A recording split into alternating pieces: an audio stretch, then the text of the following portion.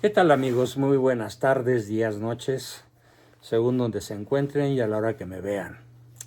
Bueno, pues comenzamos nuestra lección número 0017 y algunos me preguntan que por qué el número va acompañado previamente de dos ceros.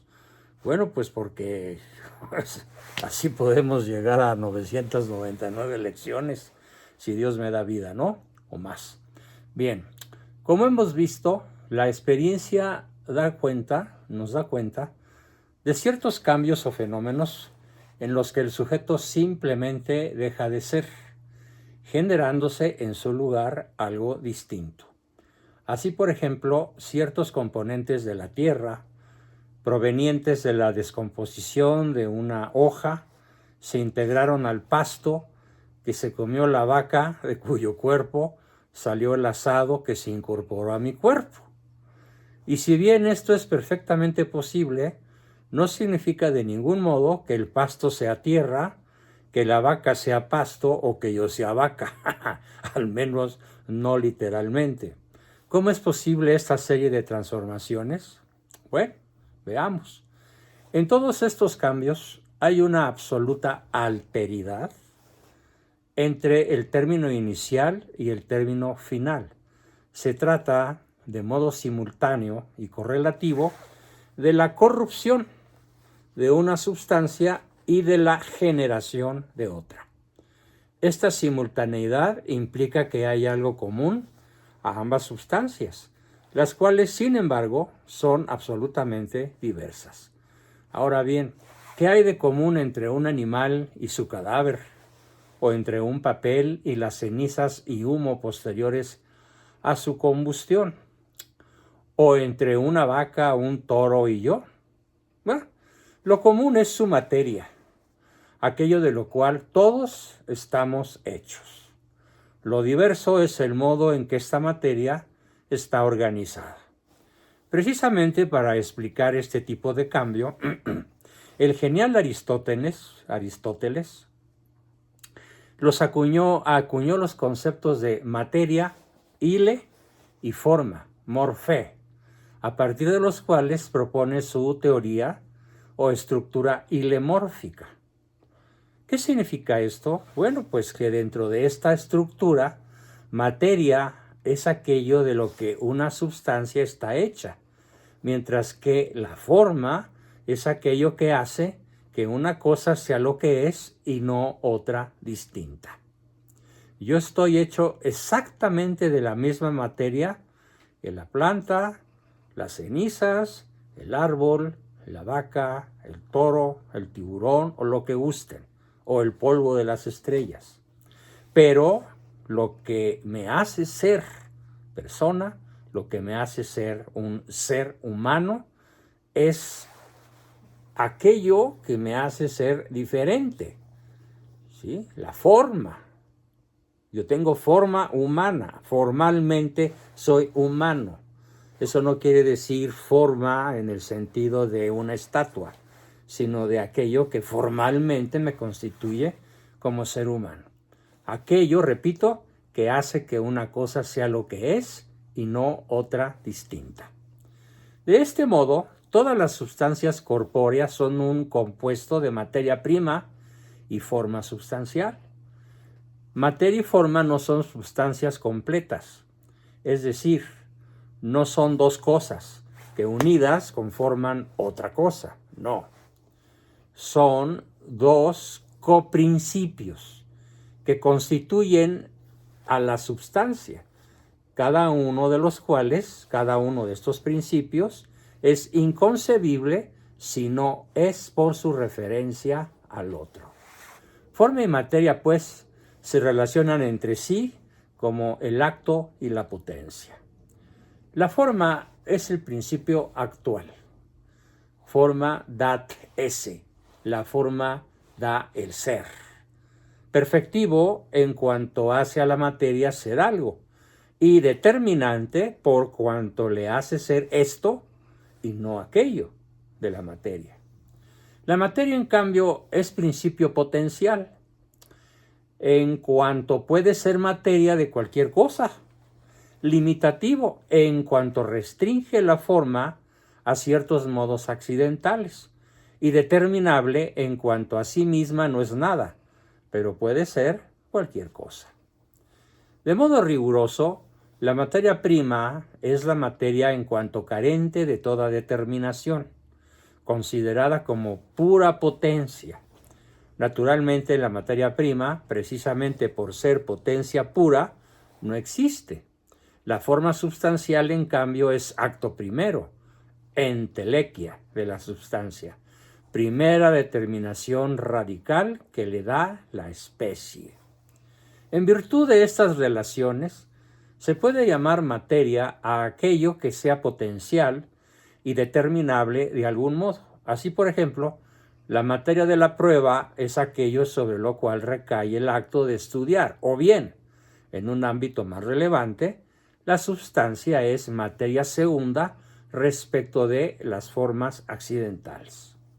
Veamos ahora en qué consiste el cambio substancial. El cambio substancial es el simultáneo corromperse y generarse de dos o más sustancias constituidas por una misma materia. Si bien es cierto que no resulta fácil determinar el momento preciso en el que ocurre un cambio de este tipo, por ejemplo, la muerte de un animal o la muerte de un ser humano, este cambio es instantáneo, no sucesivo, pues no existe medio posible entre estar vivo o muerto. La expresión medio muerto pues, es nada más una expresión literaria, pero no es un hecho filosófico, no es un hecho real. Pues no existe tampoco la posibilidad entre ser una cosa a la vez que ser otra. O estás vivo o estás muerto. Con todas las precisiones del caso, se puede decir que el sujeto de este cambio es la materia, la cual no es verdadero sujeto, porque no es substancia, pero sí es aquello que permanece, y que los puntos aquo y ad quem son las sustancias que se corrompen y generan respectivamente. Continuemos con los cambios accidentales. Vamos a ver el movimiento local y su extensión. Dentro de los cambios accidentales, el más inmediato a nuestra experiencia es el movimiento local o traslación, aquel en que una sustancia transita de un lugar a otro distinto, ¿sí? Por ejemplo, yo ahora estoy en la Ciudad de México, no, más bien en el municipio de Huixquilucan, y puedo bajar, si me veo estrictamente obligado a ello, porque huyo de la contaminación, a la Ciudad de México. Esto no significa que sea el único ni el primero, como pretendió el racionalismo moderno, dando origen al mecanicismo. Imagínense, qué absurdo, qué absurdo.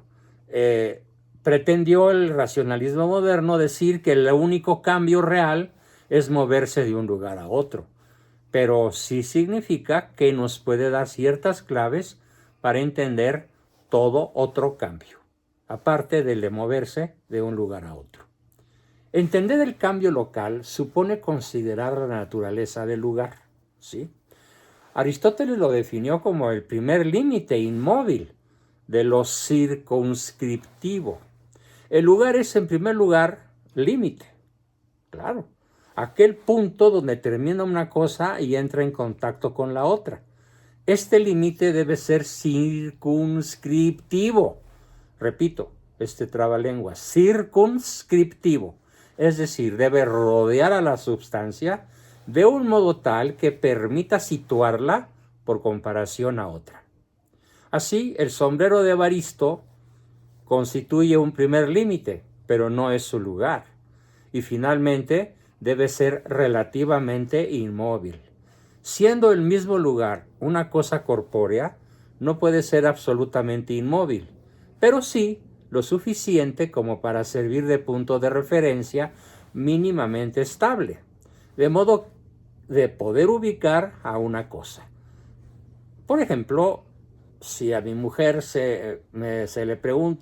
mi mujer me pregunta, ¿dónde estás? Definitivamente no sirve que le responda en la micro o en mi camisa. El lugar, sin embargo, no es un accidente de la substancia. Si el lugar fuera un accidente, significaría que la sala de clases o mi oficina, es decir, el lugar en el que ahora estoy, son determinaciones de mi substancia, y no lo son. El accidente que determina realmente a la substancia es el ubi, es decir, el su dónde, aquello en virtud de lo cual ocupa un lugar. En otros términos, lo propio de la substancia no es el lugar que ocupa, sino su mismo ocupar un lugar. La cuestión es importante porque exige comprender aspectos intrínsecos a la substancia corpórea. En efecto, para ser capaz de ocupar un lugar, es necesario ser extenso, es decir, tener extensión. Esta propiedad de la substancia corpórea, por su parte, se explica en virtud del accidente cantidad. No es lo mismo que yo ocupe una superficie determinada al pesar, digamos, 85 kilos, que un individuo que pesa, y los hay, 300 kilos. La cantidad. Vamos a ver ahora la cantidad.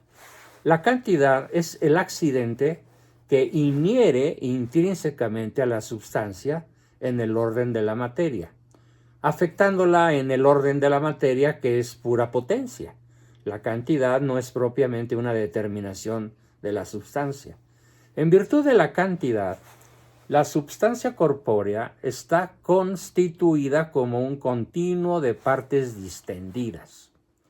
¿Qué quiere decir esto? Que la cantidad es la clave para explicar la simultánea unidad y multiplicidad de la substancia corpórea, con todas las consecuencias que de esto se derivan, de las cuales la primera es precisamente la mutabilidad o posibilidad o capacidad de cambio, de mutarse.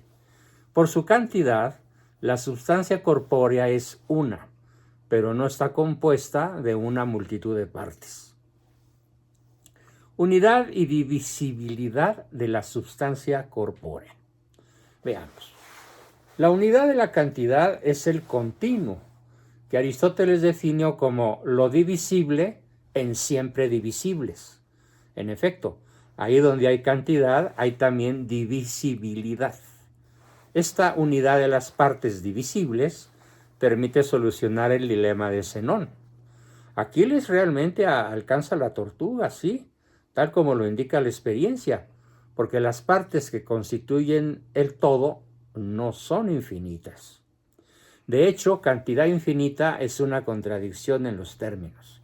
Lo infinito en la substancia corpórea no es una cantidad actual de partes, sino potencia para ser dividida indefinidamente. En otros términos, el continuo está constituido por una cantidad siempre finita de partes, infinitamente divisibles. Pero atención, ni siquiera el universo es propiamente infinito. Infinito, solo Dios. Un mismo lugar puede ser ocupado de diversos modos, en pie o invertido, por ejemplo. Esta disposición de las partes en el lugar es el accidente situs, situado. Veamos la pluralidad y la extensión de la sustancia corpórea. Estas partes están distendidas, es decir, cada una continua inmediatamente en la otra, sin que sea posible distinguir exactamente dónde comienza una y dónde termina otra. Estrictamente hablando, no se puede decidir dónde termina mi cuello y dónde comienza mi tórax o dónde comienza mi cabeza. O sea, sin solución de continuidad. Soy uno. En virtud de esta distensión, este cuerpo es extenso, es decir, cada una de sus partes está fuera de la otra y por lo tanto se extiende sobre un lugar limitado. La parte no es sustancia ni accidente. De hecho, solo existe como parte en el intelecto de quien la concibe, pues mientras está unida a la sustancia, existe en ella. y por ella, y en el mismo instante en que se le separe, comienza a constituir otra sustancia diversa. Así, por ejemplo, los intestinos de una vaca son tales en la medida en que estén unidos a ella y cumpla su función propia en el organismo de la vaca. Apenas se los separe, se constituyen en algo específicamente diverso. En Argentina le llaman chunchules, en México los hacemos un delicioso menudo, y en otros países de la tierra, sepa Dios cómo los llamen. Veamos ahora la cantidad continua y discreta. La cantidad absolutamente considerada es la cantidad continua, es la cantidad de lo uno. La cantidad discreta, en cambio, es la de aquello que se distingue en virtud de otra categoría, la cualidad, la relación, el lugar o la misma sustancia. Es la cantidad de lo múltiple. Evidentemente, lo múltiple se explica en virtud de lo uno. La medida de la cantidad continua es expresada en términos de cantidad discreta, pues medir consiste siempre en comparar la cantidad de alguna cosa con la de otra elegida convencionalmente, como unidad constante, en este caso unidad de extensión. Así, decir que esta hoja mide 21 centímetros significa simplemente que la cantidad de esta hoja es 21 veces la centésima parte de la cantidad de esa otra cosa que se eligió de parámetro, a la cual de modo particularmente ingenioso se le llamó metro, es decir, medida. ¿Sí? Así entonces, cuánto mide la Tierra, ¿sí?, alrededor, es decir, en el Ecuador, pues 40,000 kilómetros. Es decir, si multiplicamos kilómetros por 40,000, pues multipliquen y tendrán lo que mide la Tierra en metros. Y también se puede sacar en centímetros y también se puede sacar en milímetros, pero el referente sigue siendo el metro. ¿Y qué es el metro? Pues es una medida arbitraria que consiste en la 10,000,000ª parte del meridiano del cuadrante terrestre. O sea, la cuarta parte de la circunferencia de la Tierra, no en forma ecuatorial, sino en forma vertical. Si dividimos la parte, la que quieran, de las 4 que quedan, divididas por el meridiano, si dividimos la 10,000,000ª parte del meridiano del cuadrante terrestre, tendremos 1 metro. ¿Sí? Bien. La cantidad y otros accidentes. La cantidad determina a la sustancia en el orden de la materia, pero la materia es pura potencia, pura indeterminación. Por lo tanto, sustrato de toda determinación y de toda determinación posterior. Del mismo modo, la cantidad es indeterminada y hace de sustrato de todos los demás accidentes, y en primer lugar de la cualidad. Por eso la cantidad es el primer accidente de la sustancia corpórea. La cantidad es el primer accidente de la sustancia corpórea, si bien es el último que conocemos. Así, por ejemplo, la acción y la pasión de las sustancias corpóreas suponen siempre el contacto físico, y las mismas cualidades siempre se dan, o al menos se manifiestan sobre la superficie extensa de la substancia. Por eso, todos los accidentes pueden ser expresados en términos de cantidad, si bien esto ciertamente implica abstraer y prescindir de lo más propio y específico de cada uno de ellos.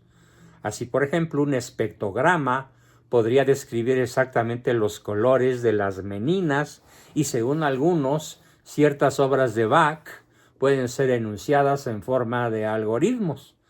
Y sin embargo, cualquier persona sensata sigue prefiriendo la experiencia de escuchar el concierto de Brandenburgo a la comprensión del algoritmo que los expresa. Aunque no dudo que haya un chiflado o algún excéntrico que prefiera calcular los algoritmos en vez de deleitarse con la música. Por otra parte, poder expresar algo en determinado lenguaje no significa que lo expresado sea lenguaje. Las matemáticas son lenguaje universal del universo corpóreo, porque es extenso, precisamente en cuanto prescinden metodológicamente de toda diferencia real que no sea cantidad o reductible a la cantidad. Al hacerlo, mutilan la realidad para poder insertarla en sus propias categorías, lo cual es extremadamente útil y provechoso, mientras no se olvide o se le niegue realidad a todo aquello de lo cual se prescindió. En síntesis, la mutabilidad accidental de la sustancia corpórea se funda en el accidente cantidad, pero no todo cambio es simplemente cuantitativo o reductible a un cambio cuantitativo. Lo son en mayor o en menor medida los cambios en el orden del ubi, el situs, el cuándo, la acción, la pasión y el habitus. No lo es en absoluto el cambio en el orden de la cualidad. El cambio en la relación, en fin, se explica por la cualidad y la cantidad. Bien, queridos amigos, todo esto puede parecerles a primera intención, de bote pronto, un intríngulis, un verdadero trabalenguas, pero no lo es si lo someten a su ya creciente y floreciente hábito de pensar racionalmente para filosofar en las causas últimas del ser.